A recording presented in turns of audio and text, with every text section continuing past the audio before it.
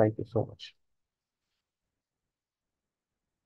Dear students, I welcome you to this online class of English Literature, BA 6th semester, being hosted by Dr. B.R. Ambedkar University. Today, in this online class, we will be discussing one topic from your core paper in BA 6th semester, that is English fiction. From this course, we will be taking up an introduction of fiction, especially novel. Before we come to talk about this topic in detail, I would like to tell you that I'll be providing you an overview of the British novel in general in this online class.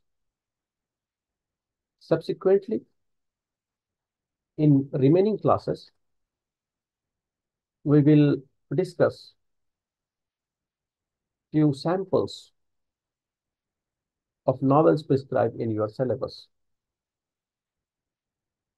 There are as many as 15 or 14 different units in the syllabus, and we will try to cover as much as possible in these online classes being organized by Dr. B.R. Ambedkar Open University.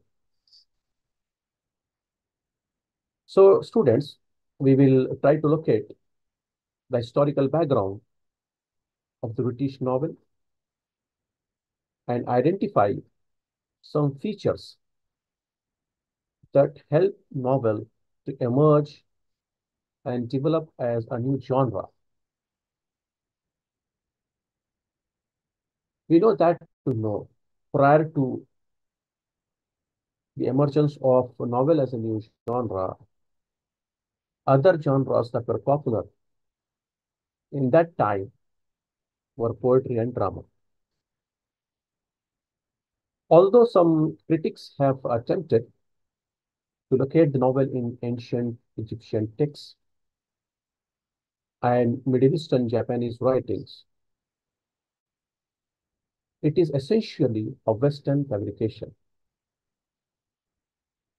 The truth is that the novel began in England in the 18th century, and that is why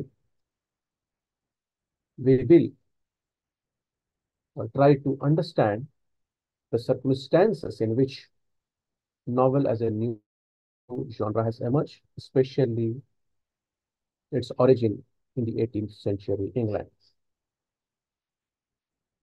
So we know that Shakespeare, one of the greatest writers in English literature, lived and produced variety or and various forms of drama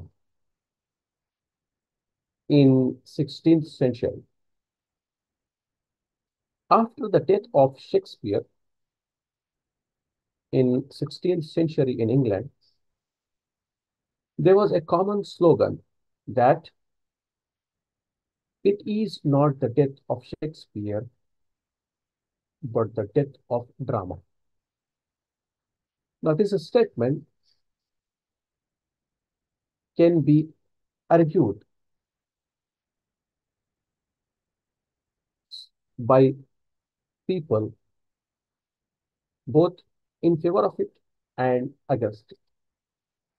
However, our attention, our focus here is to derive the point that with the death of Shakespeare, a new genre has emerged. So in that sense, it was the death of drama. Otherwise, even today, drama as a literary genre is as relevant as it was earlier. And dramas are written, dramas are adapted as scripts, and then produced as films and TV serials. Well, so the writers tried their hand on other genres after the death of Shakespeare. For example, in the Jacobean era, masks were written in Caroline and neoclassical periods. Poetry was written, but the novel came into vogue after the decline of drama with a complete closure of theaters in 1942. Also, there is one interesting historical fact that we need to keep in mind in our discussion on novel and its origin. The fact is,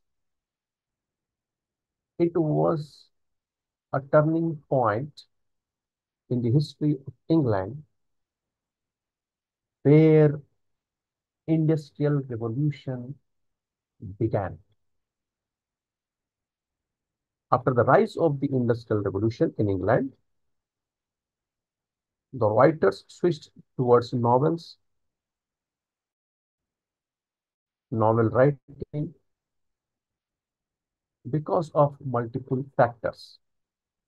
Let me quickly take you through those factors for a fair understanding of the entire scenario and the circumstances.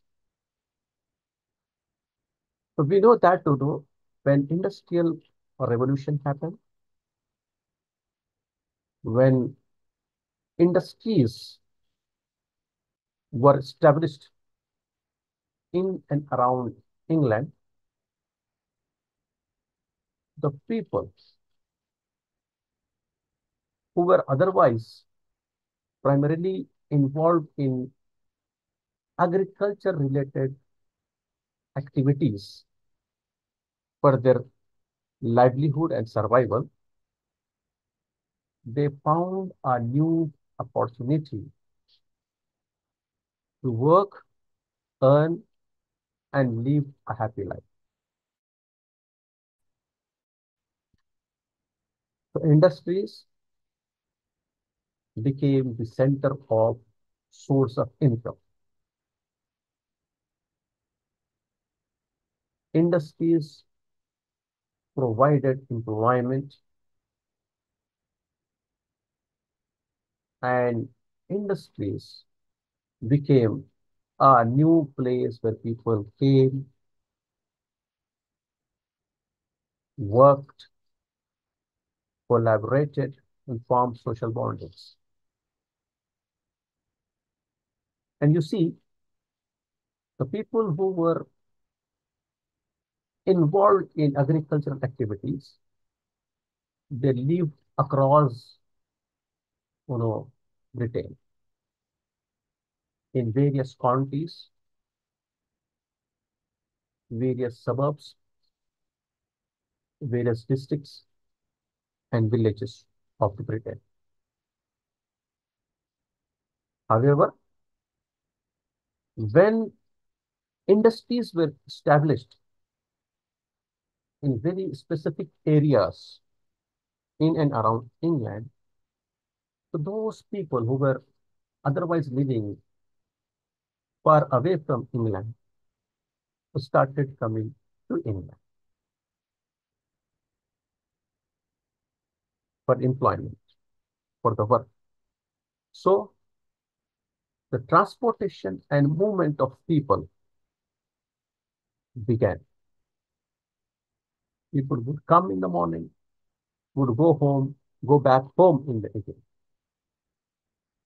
And those who were far away from England and industries, they temporarily or permanently relocated in and around those industrial places.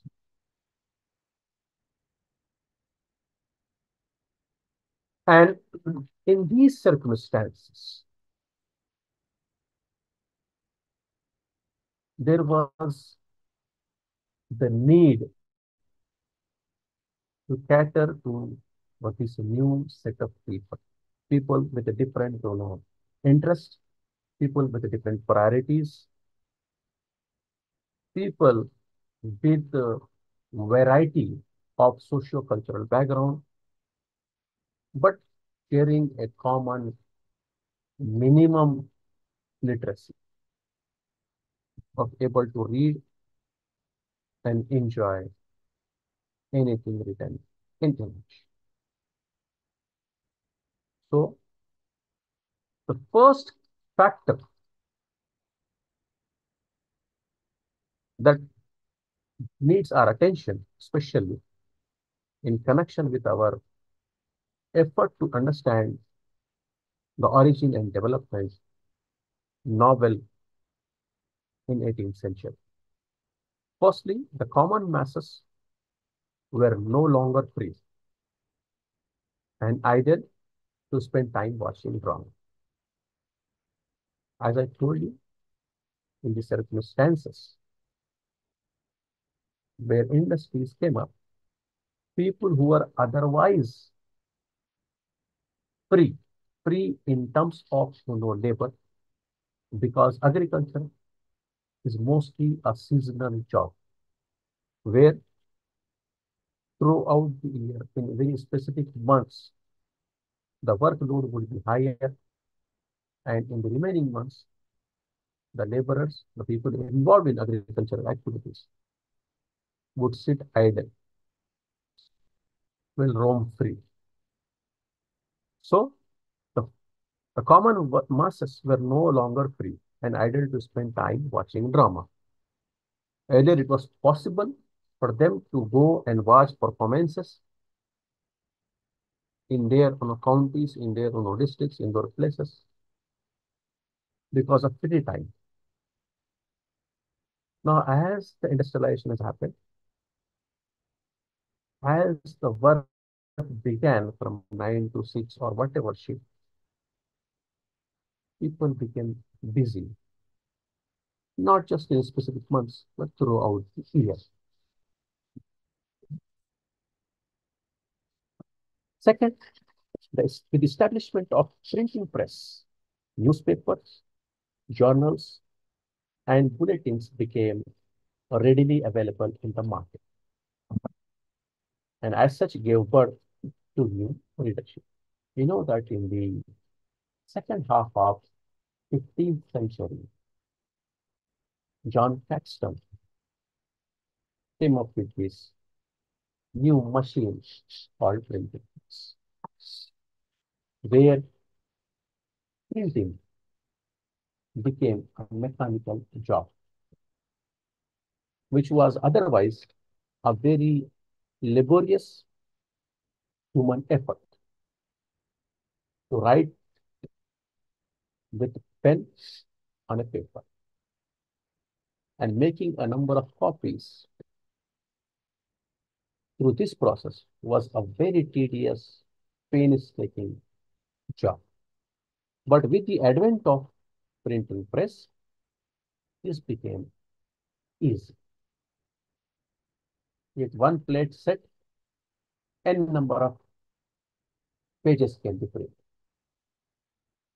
So this was the second reason why, with the advent of printing press, newspapers, journals, and bulletins became readily available for people to read.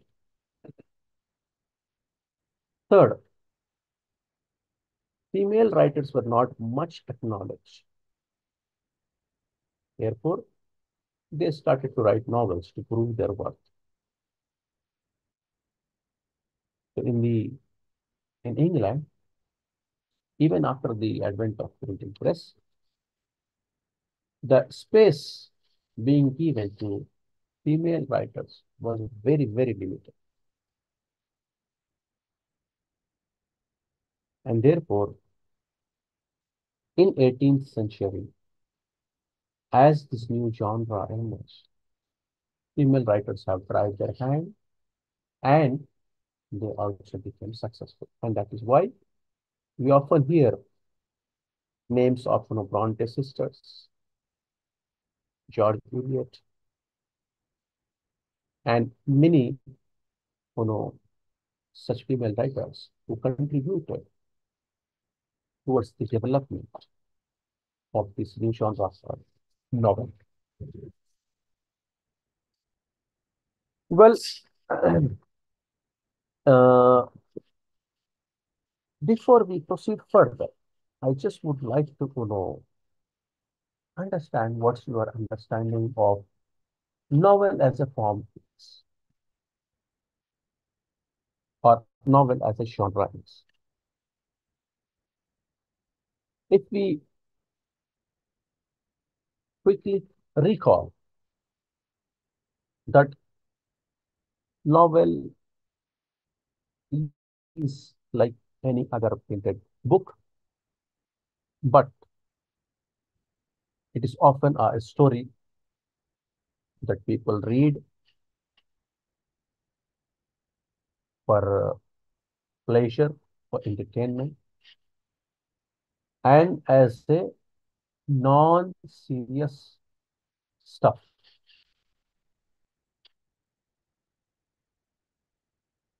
So, our understanding of what novel is, to an extent, as a layman, is right. Novel, as a book, contains a story which, when read, gives some pleasure, and it is read as a non-serious. Now, let's come back with that you know, definition of ours, with the layman understanding of us of the novel.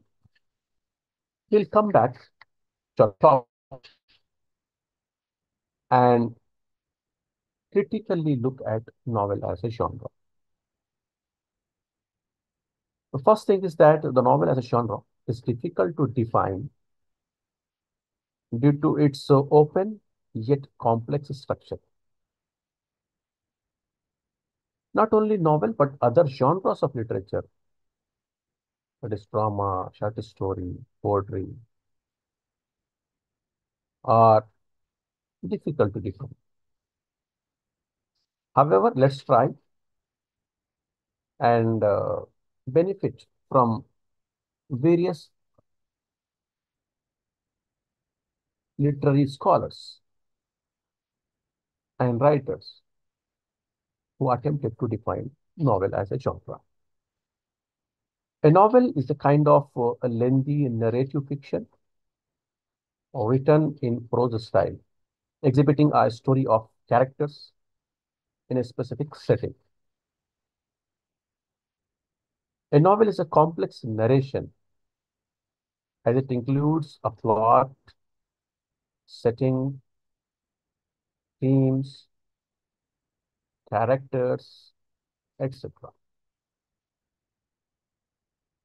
The story in a novel is crafted in such a way that it keeps the readers engaged from beginning to end. A novel is written on any or almost every theme, be it political in nature, social, economic, scientific, psychological, or anything for that matter. A novel can either be fictional or realistic, as it may cover the burning issues, facts, truths of a particular time or period. And the novelist, as a narrator or by being one of the characters in the novel, narrates the story in such a way that it makes the readers connect with the overall plot, thereby invoking different responses in them. For example, E.M. Foster, in Aspects of the Novel,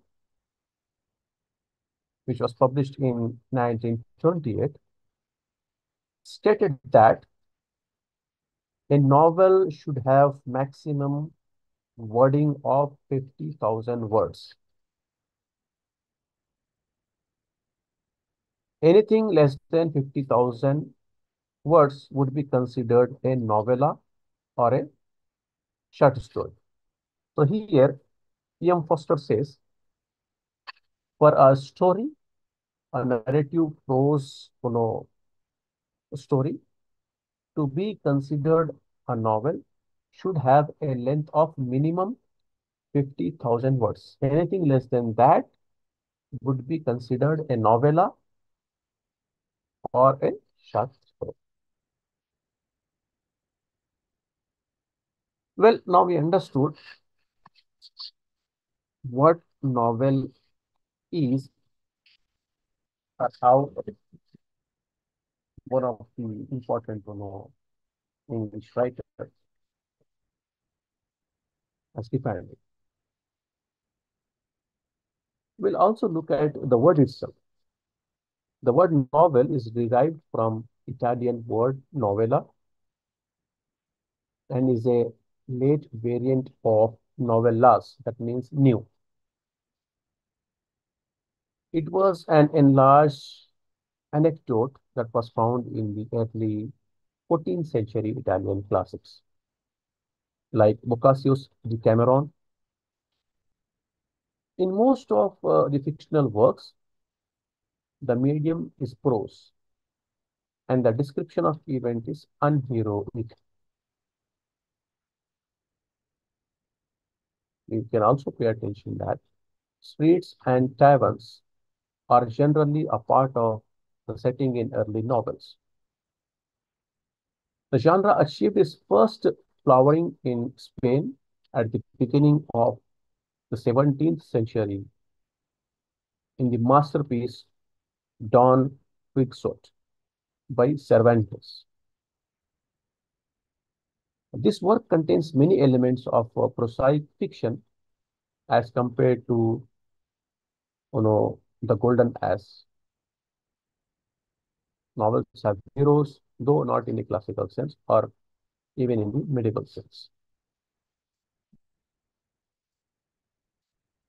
Uh, some novels are written in verses too, like The Golden Gate by Indian writer Vikram Seth.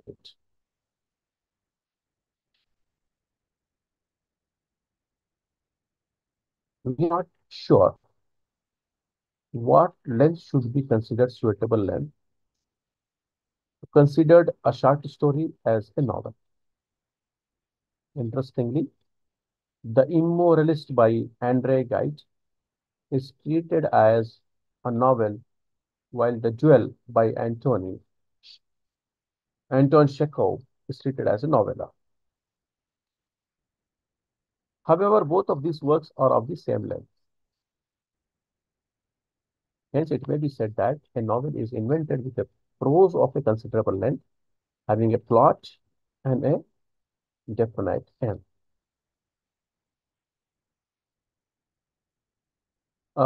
Fiction may be defined as the art of representation of human life through imagination. It is a genre that has been a medium of entertainment, information, or a blend of both. So, in the light of these things, any art piece that is long enough to be adapted as a book can be said to have achieved novelhood. However, it also admits to quantitative categories. Therefore, a relatively brief novel may be called a novella. Similarly, a very long novel may overflow and become a Roman flow, which means it can be in a series of volumes like in Harry Potter.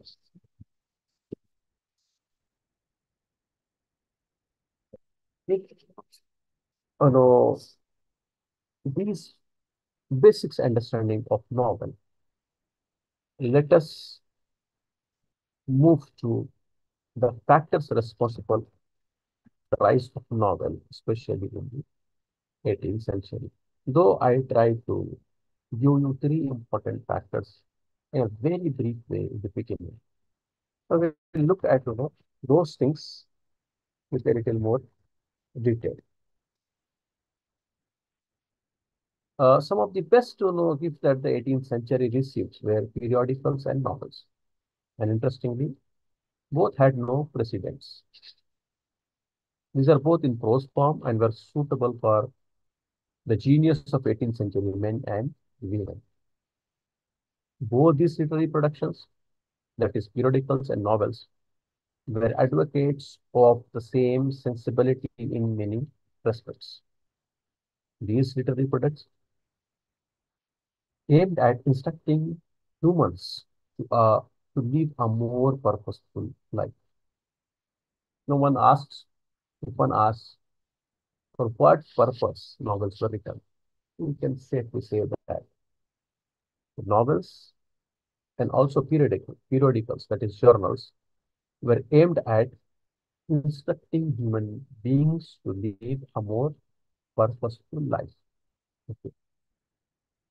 Out of these two literary genres, the periodical essay was more a peculiar product of the environment prevailing.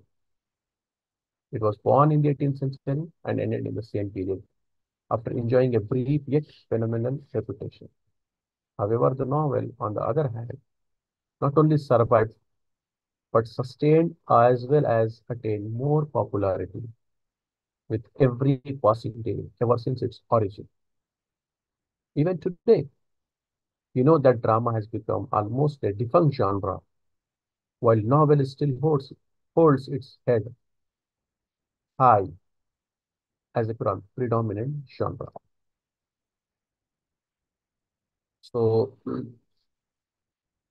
now we'll take up the social environment of the 18th century. According to David Deutsch, the one who wrote History of English Literature, the novel was in a large degree the product of the middle class, appealing to middle class ideals and sensibilities, a patterning of imagined events set against a realized social background and taking its view of what was significant in human behavior from agreed public attitudes. Well, on the other hand, Oliver Hilton states novel came to express far better than the poetry could do the temper of the age and race. So these were the two different definitions. What novel did when it began as a new genre. It did two important things. Number one, it catered to the middle classes, their ideals, their sensibilities, and tried to show, imagine, uh, tried to show the circumstances of middle class in an imagined way.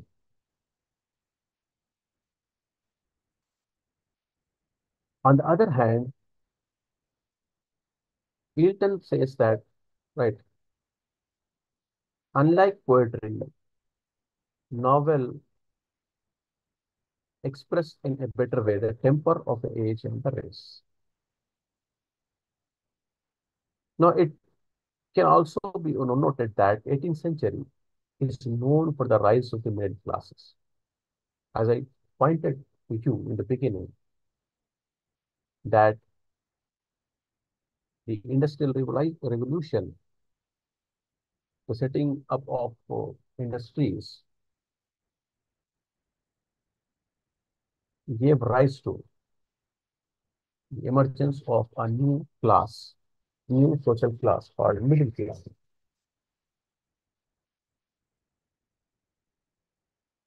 There was an increase in trade and commerce, and most of the people were becoming wealthy, while many poor people found themselves in their respectable ranks. The literary works there before the 18th century were meant for reading by the higher strata of the society, of the rich people or the elite people. The new middle class of the century demanded some sort of literature that would conform to their temperament and was designed to voice their aspiration to meet their needs. The novel kept its explicit or implicit purpose of teaching something to the reader. The moral and ethical objective of the 18th century was taken for granted. The novel was yet another literary form, like the periodical essay, to inculcate morality and ethical good among the general masses.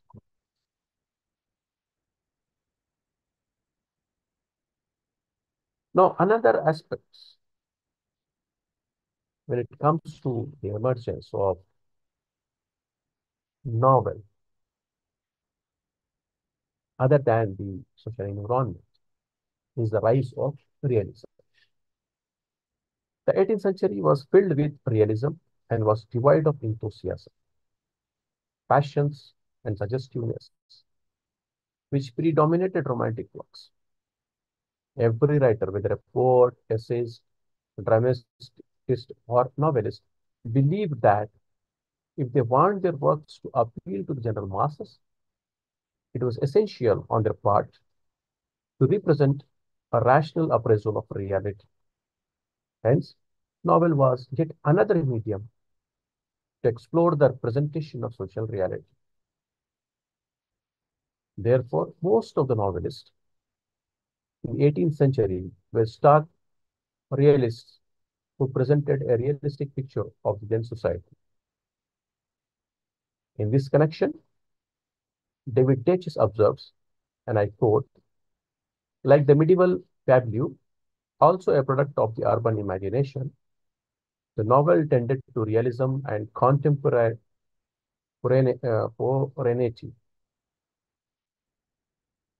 in the sense that it dealt with people living in the social world known to the writer. Thus, it may be claimed that the novel became a favorable field for realism. And another factor was the decline of the drama. The fall of drama was a great factor responsible for the rise of novel. It was no longer a forceful factor as it was in the Elizabethan period or even during the period of Charles II. The Licensing Act of 1737, which was meant to curb scurrilous political satire in drama, led to the disappearance of drama from the literary scene. The extreme licentiousness of drama in the Restoration period and the subsequent closing of the theaters during the Puritan age led to the decline of drama. It no longer remained an influential form of literature. The public demanded a new literary form that would represent the bitter realities of society and satisfy their thirst for social reality. Another interesting factor was the freedom of the writer. The emergence of the novel was also possible because the novel offered more freedom to the writer than drama. It must be admitted that there were many limitations while writing a drama. The writer had to stay in the background and then complete the entire play in a limited time span of 2 or 3 hours. This was not the case with the novelist. He could remain omniscient and could intrude as and when required or as per the demand of the script. Moreover, in drama, there was a limitation in terms of length. Therefore, the novel offered a better choice of freedom than drama. Interestingly, the novel did not remain confined to Britain. Hence, novel was considered a welcome substitute for drama. Another important thing is that novel had no precedent, which made it different from other literary forms like drama or poetry. Assuming that a writer wanted to write a play, an epic, or an ode, he could look into how they were written by others before him. But in case of novel, it was different.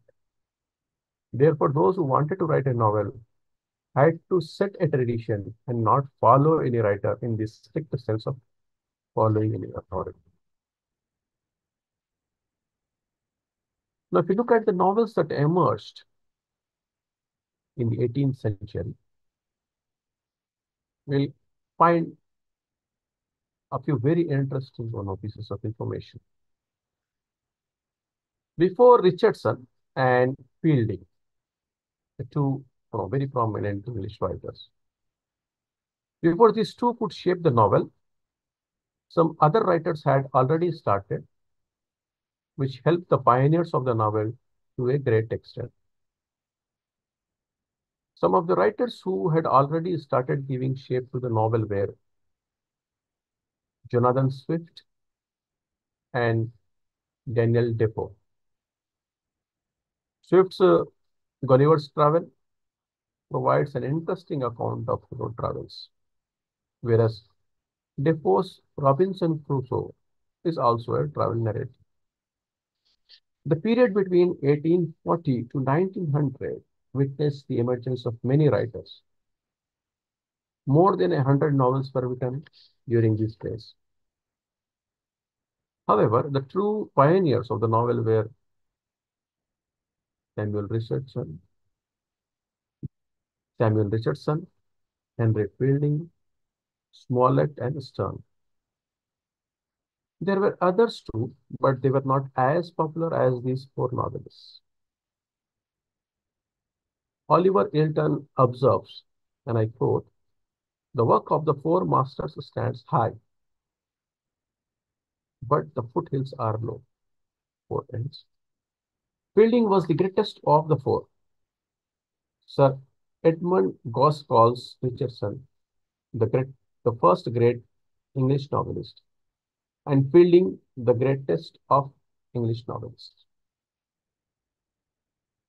Fielding may not be the greatest of all, but he was certainly one of the greatest English novelists and the greatest novelist of the 18th century.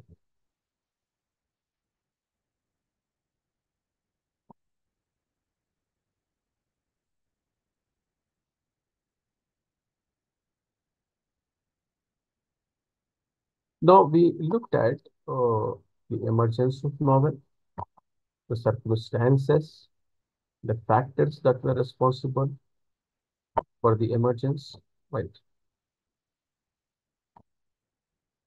But I would also like to talk about some of the different types of novel in the 18th century. One type of novel that came up in the 18th century was picaresque novel. The word picaresque came from the Spanish word picaro, which means a rogue or a rascal. The picaresque is a genre of prose fiction that originated in Spain. It is generally an autobiographical account of the adventures in episodes of a low social class hero who makes his way into the world by his wit, comedy, and predominant satire. One of the famous examples of picaresque novels is Cervantes' Don Quixote and Thomas Nash, The Unfortunate Traveler.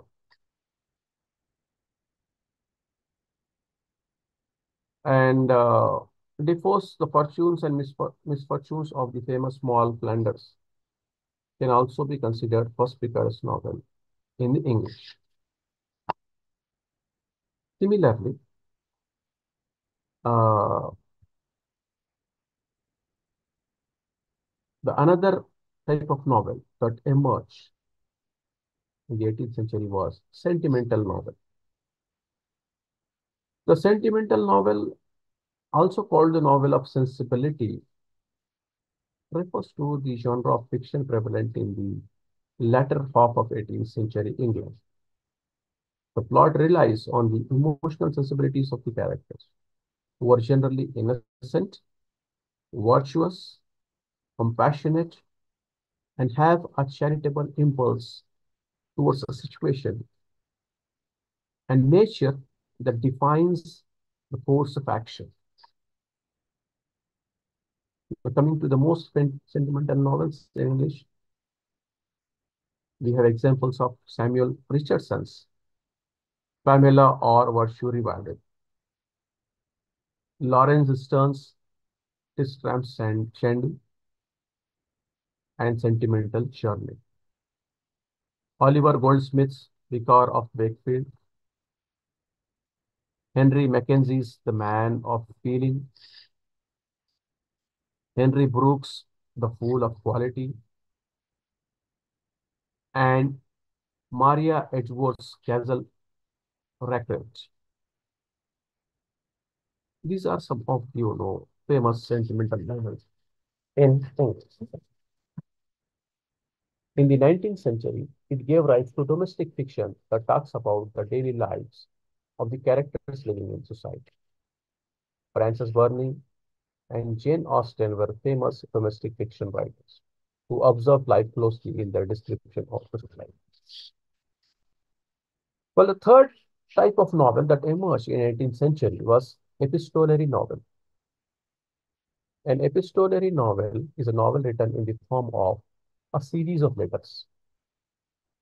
The characters in the novel correspond with each other through letters. Sometimes diary entries and newspaper snippets are also used to build the story.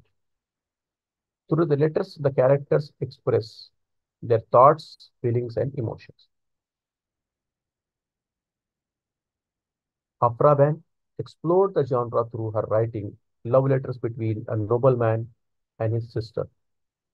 But this genre gained popularity in the 18th century with the publication of Samuel Richardson's Pamela or Virtue Rewarded, in a series of familiar letters from a beautiful young damsel to her parents, Clarissa and Sir Charles Grandison.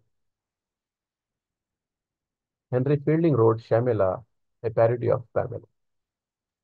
Well, moving on to the fourth type of novel that emerged in 18th century,